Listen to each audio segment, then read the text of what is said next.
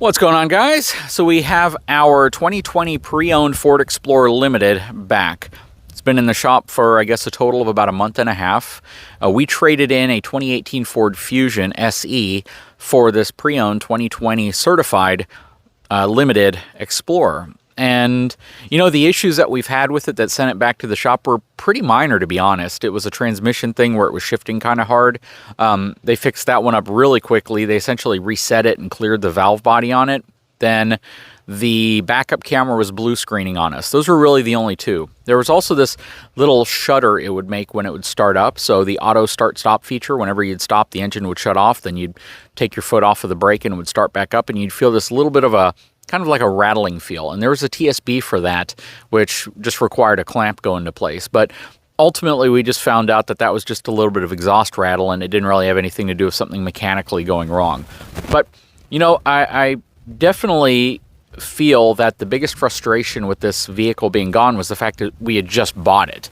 You know, if we had had this vehicle for a long time and there'd been issues and it had to go to the shop, and it was only there for a couple of days, it probably wouldn't have been that big of a deal. We wouldn't have been too frustrated. But it's just the fact that when you get something, you want to be able to enjoy it. And because it was in the shop for so long for relatively minor stuff and mainly waiting for parts to come in, that's really where we had the headache. So, you know, ultimately we're happy with it now. It's been driving really well. We haven't had any issues. It's been performing well. I don't think that any of the stuff that it went back for was, you know, particularly a headache. I think the biggest headache was just the fact that they had it for so long. So, you know, I think that that's probably the thing that's impacting a lot of people more than anything right now is you get a new vehicle, it goes to the shop and it's just there for so dang long. If it was in and out and you could get it fixed quickly, I think people would be a lot happier. And I think that's essentially where our frustration was.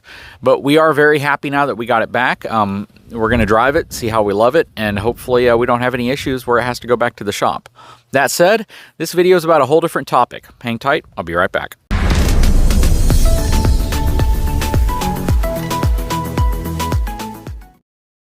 All right, so check it out. We have our 2017 Ford F450 King Ranch. Actually, it's right next to the Explorer, and it is absolutely filthy. It may not look that dirty, but the closer you get, reveals the fact that this thing is super, super dirty. Red is a relatively hard yet easy color to keep clean. Those of you with red vehicles probably know what I mean. But that said, the truck itself has been an outstanding truck for us. I haven't had any major issues. We've had a couple little quirky things happen. Sunroof issue where they had to replace the rails. Occasionally I'll get it to give me some type of a weird advanced track issue. But that's typically when it's wet outside and I'm accelerating, so I figure there's some type of a error that's happening with how advanced track is kind of monitoring the tires spinning, and it's disabling itself because it thinks there's a problem. But the minute I get to a red light or stop or just turn the truck off and back on, it goes away. But that said, the point of today's video is to talk about brand loyalty. Now, I've made videos years ago talking about this because I think it's so important. When I first started getting into RVing, the brand of truck that I owned was really important to me.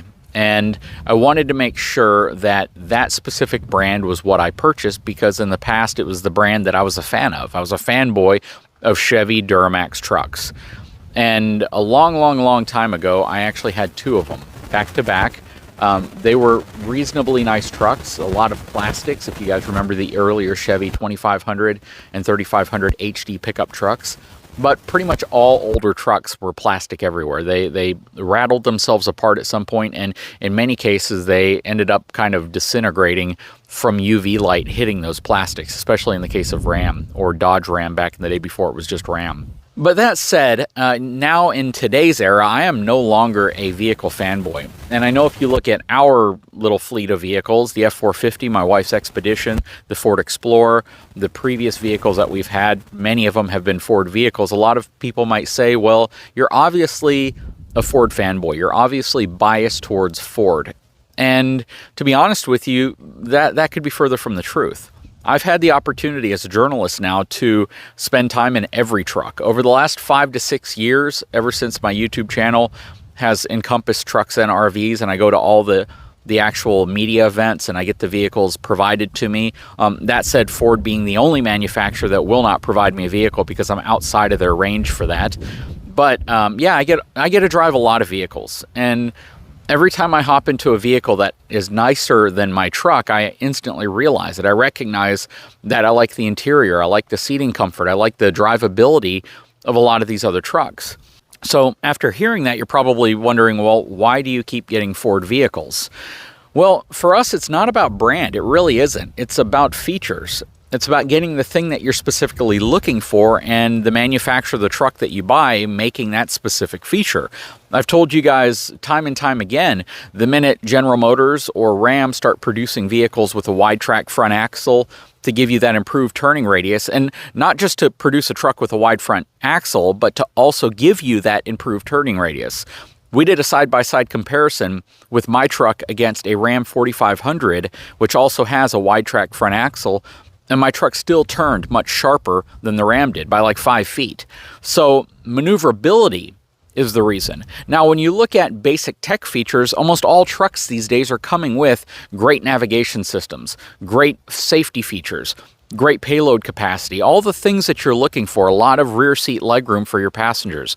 They're improving ride comfort year over year. They're giving you all the tech features that their competitors have or have had for a while. So I can't say that I'm getting a Ford truck just because it has this one tech feature. The main thing that draws me back to a 450 is that maneuverability. Maneuverability for me is king. The fact that I can take this truck to any parking lot and park it as easily as if I were parking a car. And that's huge. So if Ford is going to be the only manufacturer that puts that on their Class 3 pickup truck as an option with the 450 package, well, then that's going to be the reason why I keep getting a 450. When General Motors or when Ram do the same thing with their dually pickup truck, then I'll definitely consider those trucks, because for me, this feature up here is the most important feature that I have on my truck. I can do without navigation. I have navigation on my phone.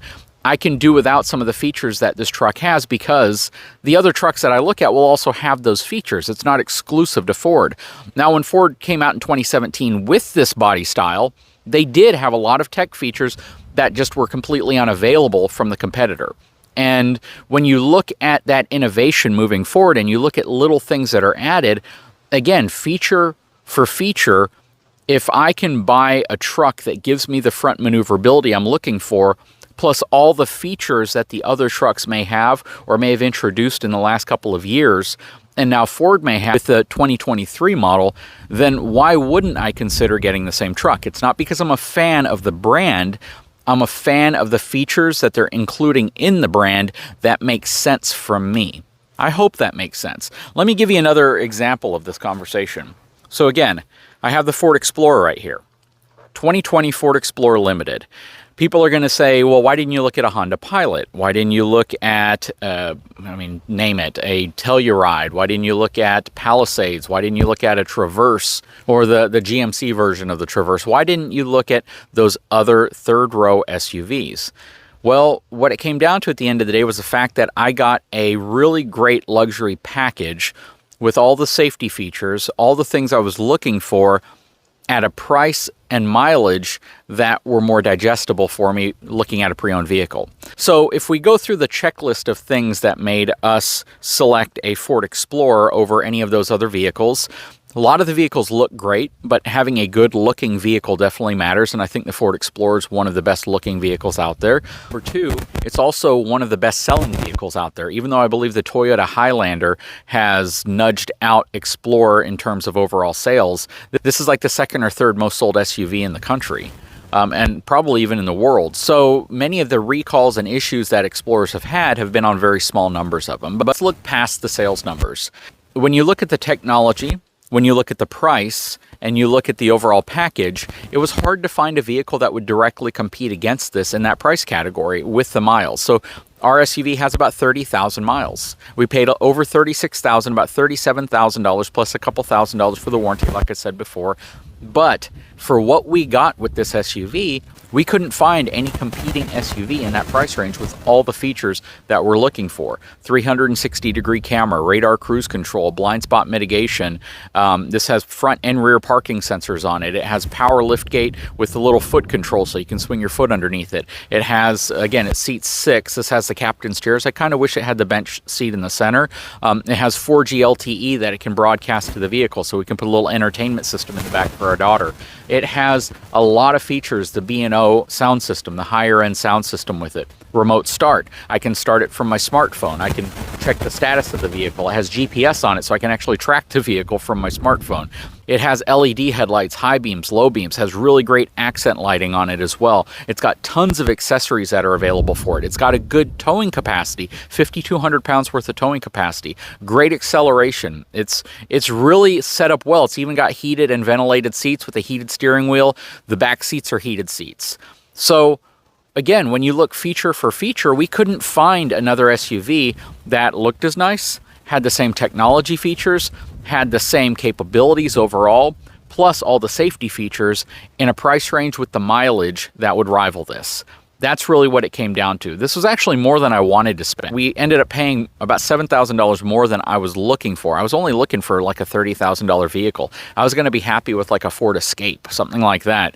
But then when we found this with the mileage, with the features, everything it had, it just kind of made sense for us. So again, it has nothing to do with the brand. Well, let me take that back.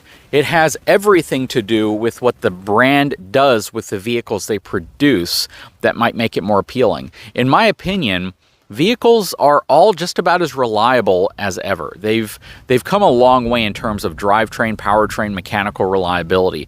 Any vehicle that I look at or call out, I could say we bought a Kia Telluride, and there's going to be hundreds and hundreds of people that will tell me you bought a wrong vehicle. It's not right. It's broken down. We had all these problems. We had this weird rattling noise coming from the rear suspension. These different things. There's always going to be a percentage of people that will have issues with the vehicle that they buy. And I'm not brand biased in the sense that I'm not going to eventually have some other brand of truck. If they produce the truck that I'm looking for with the features that we're looking for and the capabilities that we're looking for, it's absolutely a truck that we would consider getting. But right now, again, Ford being the only manufacturer that's willing to throw that wide track front axle on the front that gives you nearly a 50-degree turning angle with this truck, that's a hard one to beat. And if you tow big trailers, if you maneuver trailers, if you back up trailers, then that right there alone is probably the single biggest reason why we've stuck with the F450 as our primary tow vehicle. Again, the other vehicles that we've owned, there's always been some feature. There's always been some reason why we got that specific vehicle. And it wasn't the brand.